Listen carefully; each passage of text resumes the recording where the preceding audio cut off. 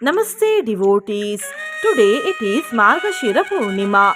The speciality of this Purnima is that today Siddhi Yoga has come on Purnima. Since this is Margashira Purnima and Lord Lakshmi Narayan should be worshipped in Margashira Masa, I have chanted a very powerful Sri Lakshmi Narayana mantra. By listening to this mantra today with devotion for 108 times each in the morning and evening, success will be obtained, wishes will be fulfilled as soon as possible, and all types of dukkha, that is, sorrows, will be destroyed instantly. Before listening to the mantra, if you are new to the channel, subscribe the channel, press the nearby bell icon and select all options. Also, comment as Om Namo Lakshmi Narayana. Chidachit sarvajantunam adharam varadam param ashesha dukkha shantyartham Lakshmi Narayanam bhaje. Chidachit sarvajantunam adharam varadam param ashesha dukkha shantyartham Lakshmi Narayanam bhaje. Chidachit sarvajantunam adharam varadam param ashesha dukkha shantyartham Lakshmi Narayanam bhaje. Chidachit sarvajantunam adharam varadam param ashesha dukkha shantyartham Lakshmi Narayanam bhaje. Chidachit sarvajantunam adharam varadam param ashesha dukkha shantyartham Lakshmi Narayanam bhaje. Chidachit sarvajantunam adharam varadam param ashesha dukkha shantyartham Lakshmi Narayanam bhaje. Chidachit sarvajantunam adharam varadam param ashesha dukkha shantyartham Lakshmi Narayanam bhaje. Chidachit sarvajantunam adharam varadam param ashesha dukkha shantyartham Lakshmi Narayanam bhaje. Chidachit sarvajantunam adharam varadam param ashesha dukkha shantyartham Lakshmi Narayanam bhaje. Chidachit sarvajantunam adharam varadam param ashesha dukkha shantyartham Lakshmi Narayanam bhaje. Chidachit sarvajantunam adharam varadam param ashesha dukkha shantyartham Lakshmi Narayanam bhaje. Chidachit sarvajantunam adharam varadam param ashesha dukkha shantyartham Lakshmi Narayanam bhaje. Chidachit sarvajantunam adharam varadam param ashesha dukkha shantyartham Lakshmi Narayanam bhaje. Chidachit sarvajantunam adharam varadam param ashesha dukkha shantyartham Lakshmi Narayanam bhaje. Chidachit sarvajantunam adharam varadam param ashesha dukkha shantyartham Lakshmi Narayanam bhaje. Chidachit sarvajantunam adharam varadam param ashesha dukkha shantyartham Lakshmi Narayanam bhaje. Chidachit sarvajantunam adharam varadam param अशेषदुःखशान्त्यर्थं लक्ष्मीनारायणं भजे। चिदचित् सर्वजन्तूनाम् आधारं वरदं परम् अशेषदुःखशान्त्यर्थं लक्ष्मीनारायणं भजे। चिदचित् सर्वजन्तूनाम् आधारं वरदं परम् अशेषदुःखशान्त्यर्थं लक्ष्मीनारायणं भजे। चिदचित् सर्वजन्तूनाम् आधारं वरदं परम् अशेषदुःखशान्त्यर्थं लक्ष्मीनारायणं भजे। चिदचित् सर्वजन्तूनाम् आधारं वरदं परम् अशेषदुःखशान्त्यर्थं लक्ष्मीनारायणं भजे। चिदचित् सर्वजन्तूनाम् आधारं वरदं परम् अशेषदुःखशान्त्यर्थं लक्ष्मीनारायणं भजे। चिदचित् सर्वजन्तूनाम् आधारं वरदं परम् अशेषदुःखशान्त्यर्थं लक्ष्मीनारायणं भजे। चिदचित् सर्वजन्तूनाम् आधारं वरदं परम् अशेषदुःखशान्त्यर्थं लक्ष्मीनारायणं भजे।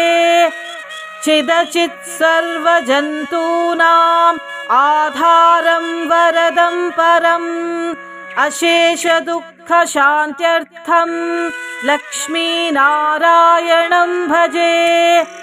चिदचित् सर्वजन्तूनाम् आधारं वरदं परम् अशेषदुःखशान्त्यर्थं लक्ष्मीनारायणं भजे। चिदचित् सर्वजन्तूनाम् आधारं वरदं परम् अशेषदुःखशान्त्यर्थं लक्ष्मीनारायणं भजे।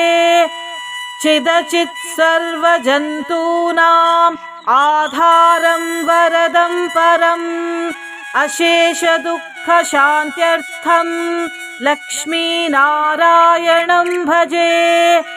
चिदचित् सर्वजन्तूनाम् आधारं वरदं परम् अशेषदुःखशान्त्यर्थं लक्ष्मीनारायणं भजे। चिदचित् सर्वजन्तूनाम् आधारं वरदं परम् अशेषदुःखशान्त्यर्थं लक्ष्मीनारायणं भजे। चिदचित् सर्वजन्तूनाम् आधारं वरदं परम् अशेषदुःखशान्त्यर्थं लक्ष्मीनारायणं भजे।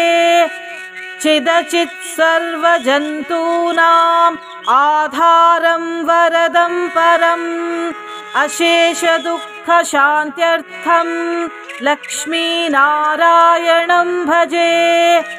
चिदचित् सर्वजन्तूनाम् आधारं वरदं परम् अशेषदुःखशान्त्यर्थं लक्ष्मीनारायणं भजे।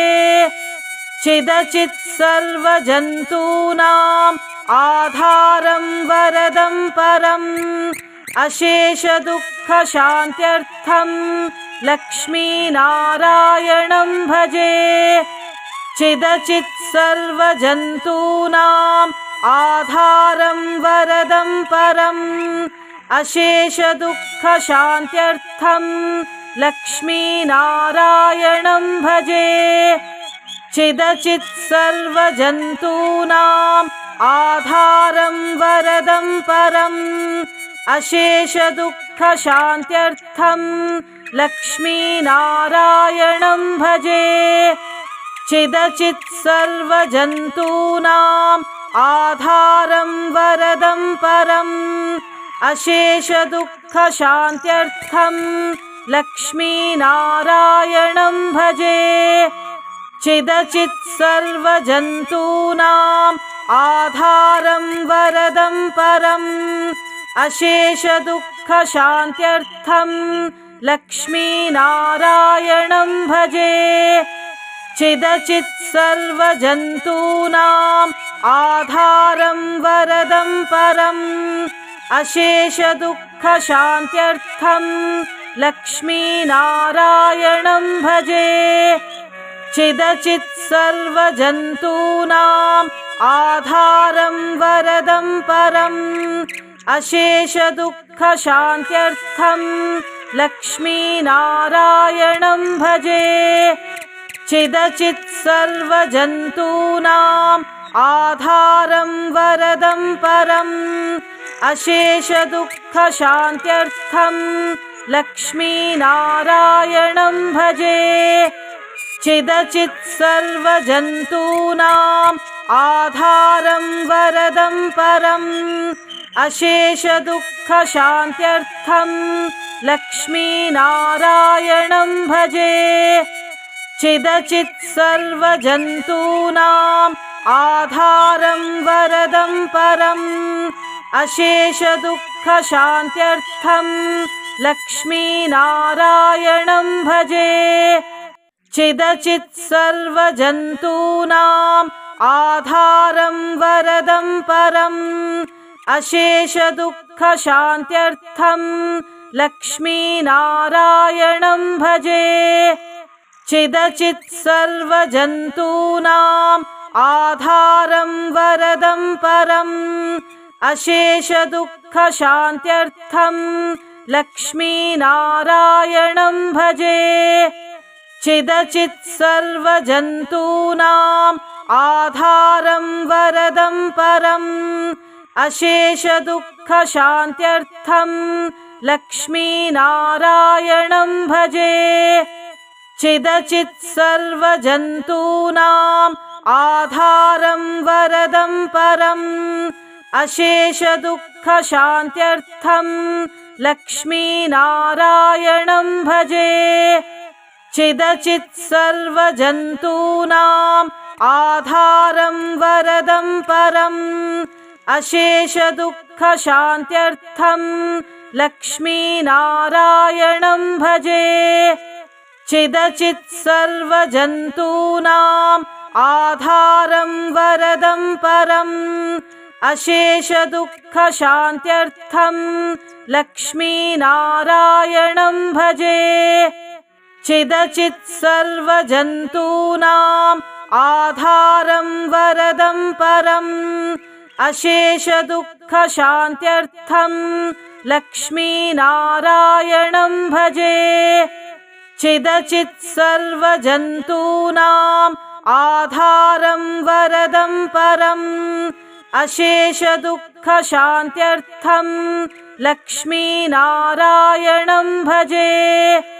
चिदचित् सर्वजन्तूनाम् आधारं वरदं परम् अशेषदुःखशान्त्यर्थं लक्ष्मीनारायणं भजे। चिदचित् सर्वजन्तूनाम् आधारं वरदं परम् अशेषदुःखशान्त्यर्थं लक्ष्मीनारायणं भजे। चिदचित् सर्वजन्तूनाम् आधारं वरदं परम् अशेषदुःखशान्त्यर्थं लक्ष्मीनारायणं भजे। चिदचित् सर्वजन्तूनाम् आधारं वरदं परम् अशेषदुःखशान्त्यर्थं लक्ष्मीनारायणं भजे। चिदचित् सर्वजन्तूनाम् आधारं वरदं परम् अशेषदुःखशान्त्यर्थं लक्ष्मीनारायणं भजे। चिदचित् सर्वजन्तूनाम् आधारं वरदं परम् अशेषदुःखशान्त्यर्थं लक्ष्मीनारायणं भजे। चिदचित् सर्वजन्तूनाम् आधारं वरदं परम् अशेषदुःखशान्त्यर्थं लक्ष्मीनारायणं भजे। चिदचित् सर्वजन्तूनाम् आधारं वरदं परम् अशेषदुःखशान्त्यर्थं लक्ष्मीनारायणं भजे। चिदचित् सर्वजन्तूनाम् आधारं वरदं परम् अशेषदुःखशान्त्यर्थं लक्ष्मीनारायणं भजे। चिदचित् सर्वजन्तूनाम् आधारं वरदं परम् अशेषदुःखशान्त्यर्थं लक्ष्मीनारायणं भजे। चिदचित् सर्वजन्तूनाम् आधारं वरदं परम् अशेषदुःखशान्त्यर्थं लक्ष्मीनारायणं भजे। चिदचित् सर्वजन्तूनाम् आधारं वरदं परम् अशेषदुःखशान्त्यर्थं लक्ष्मीनारायणं भजे। चिदचित् सर्वजन्तूनाम् आधारं वरदं परम् अशेषदुःखशान्त्यर्थं लक्ष्मीनारायणं भजे। चिदचित् सर्वजन्तूनाम् आधारं वरदं परम् अशेषदुःखशान्त्यर्थं लक्ष्मीनारायणं भजे। चिदचित् सर्वजन्तूनाम् आधारं वरदं परम् अशेषदुःखशान्त्यर्थं लक्ष्मीनारायणं भजे। चिदचित् सर्वजन्तूनाम् आधारं वरदं परम् अशेषदुःखशान्त्यर्थं लक्ष्मीनारायणं भजे। चिदचित् सर्वजन्तूनाम् आधारं वरदं परम् अशेषदुःखशान्त्यर्थं लक्ष्मीनारायणं भजे। चिदचित् सर्वजन्तूनाम् आधारं वरदं परम् अशेषदुःखशान्त्यर्थं लक्ष्मीनारायणं भजे। चिदचित् सर्वजन्तूनाम् आधारं वरदं परम् अशेषदुःखशान्त्यर्थं लक्ष्मीनारायणं भजे। चिदचित् सर्वजन्तूनाम् आधारं वरदं परम् अशेषदुःखशान्त्यर्थं लक्ष्मीनारायणं भजे। चिदचित् सर्वजन्तूनाम् आधारं वरदं परम् अशेषदुःखशान्त्यर्थं लक्ष्मीनारायणं भजे। चिदचित् सर्वजन्तूनाम् आधारं वरदं परम् अशेषदुःखशान्त्यर्थं लक्ष्मीनारायणं भजे। चिदचित् सर्वजन्तूनाम् आधारं वरदं परम् अशेषदुःखशान्त्यर्थं लक्ष्मीनारायणं भजे। चिदचित् सर्वजन्तूनाम् आधारं वरदं परम् अशेषदुःखशान्त्यर्थं लक्ष्मीनारायणं भजे। चिदचित् सर्वजन्तूनाम् आधारं वरदं परम् अशेषदुःखशान्त्यर्थं लक्ष्मीनारायणं भजे। चिदचित् सर्वजन्तूनाम् आधारं वरदं परम् अशेषदुःखशान्त्यर्थं लक्ष्मीनारायणं भजे। चिदचित् सर्वजन्तूनाम् आधारं वरदं परम् अशेषदुःखशान्त्यर्थं लक्ष्मीनारायणं भजे।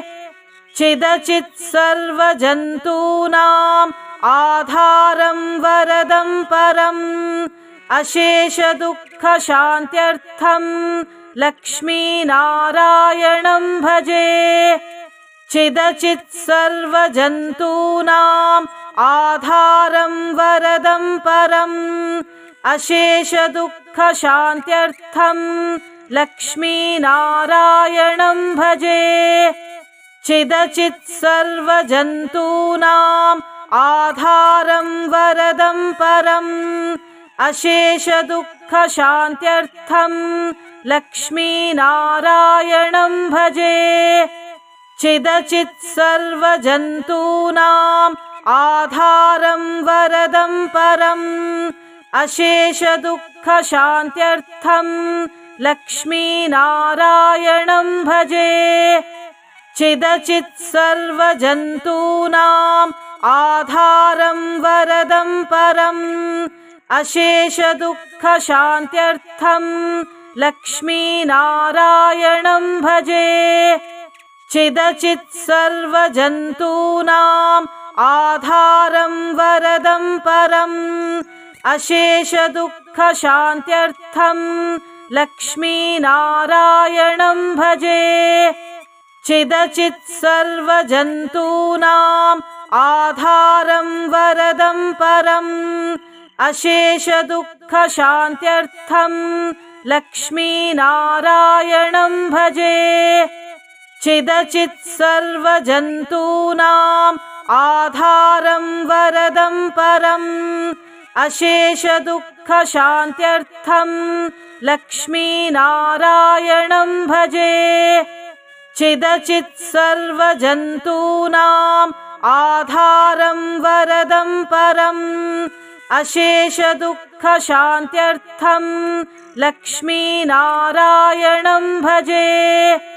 चिदचित् सर्वजन्तूनाम् आधारं वरदं परम् अशेषदुःखशान्त्यर्थं लक्ष्मीनारायणं भजे।